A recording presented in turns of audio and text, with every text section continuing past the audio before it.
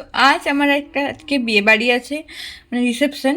কিন্তু সেটা হচ্ছে দুপুর এখন যাব আমার স্কুটিতে, আমি মা যাব আর কাকুরা যাবে কাকুদের বাইকে করতে। বাট আমি বেশি কিছু করতে জানি না। এই স্টোভ ক্রিমটা আমি ভিখারি, আমি নিশ্চয়ই কিনবো না। তো এই স্টোভ ক্রিমটা আমাকে, আমি অ্যাঙ্কারিং করতে গিয়েছিলাম একটা মেকআপ ওয়ার্কশপে, ওখানে এটা আমাকে দিয়েছিল। তো আমি এটা ইউজ করছি। আমি ক্লিনজিং করে নিয়েছি, ময়েশ্চারাইজার লাগিয়ে নিয়েছি।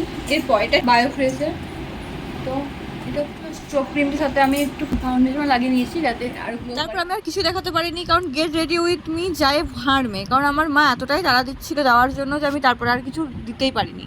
এই মেঘ এই রোদ্দুর, তাই সেই রিস্ক না নিয়ে আমরা স্কুটি বা বাইক নিয়ে যাইনি। আমি কাকিমা কাকু বুনি মা একসাথেই বিয়েবাড়ি যাচ্ছিলাম। আর একটা সরু রাস্তা, দুপাশে শুধুই মাঠ।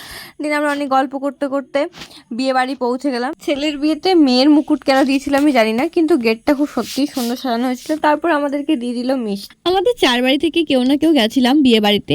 এই যে এখানে মেজো বাড়ির বড় বৌদি, এটা অপর্ণা, বাট সম্পর্কে এটা আমার মেজো বৌদি হচ্ছে। আমরা দাঁড়িয়ে দাঁড়িয়ে আমরা ফুচকা খাওয়ার প্ল্যান করছিলাম, কিন্তু সেগুড়ে বালি। হঠাৎ করে মুষলধারে বৃষ্টি চলে এলো, তার বহুক্ষণ পরে বৃষ্টি ছাড়লো এবং আমরা ফুচকা খাচ্ছিলাম। আর তারপর এতটাই ভিড় জমেছিল যে অপর্ণা বলছে আমি পাচ্ছি না। কাকিমা বলছে তুমি আর খাবে না? আমার না খেয়ে আর পোষাচ্ছিল না, অনেকক্ষণ পর ঘুরে আবার আমার কাছে আসছিল, তাই কফিটাও টেস্ট করার জন্য নিয়েছিলাম, পরে কাকুকে দিয়ে দিয়েছিলাম। তারপর আর বেশি দেরি না করে আমরা খেতে বসে গেছিলাম। আমাদের যেই না খাওয়াটা হয়েছে অমনি আবার বৃষ্টি চলে এসেছিল, আর কারেন্টও চলে গেছিলো আবার পরবর্তীকালে।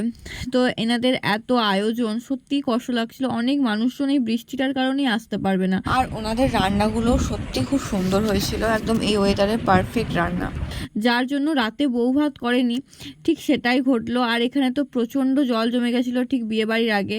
তারপর একটু বৃষ্টি কমাতে, যেহেতু আমরা টোটোতে গেছিলাম, তাই বললাম যে চলো বাড়ি যাওয়া যাক, কারণ আমার একটা পড়ানো ছিল। তো আমরা বাড়ি ফিরলাম আর আমি পড়াতে চলে গেছিলাম। সেই যে বৃষ্টি স্টার্ট হয়েছে তারপর থেকে একটুও কমেনি, কখনো বাড়ছে কখনো কমছে। তাই আমার পেখম রানীর পেটে এখন সব সময় আমি এই রেনকোটটাকে রেখে দিই। আর এই বর্ষাকালে তো রাখতেই হবে, না রেখে উপায় নেই।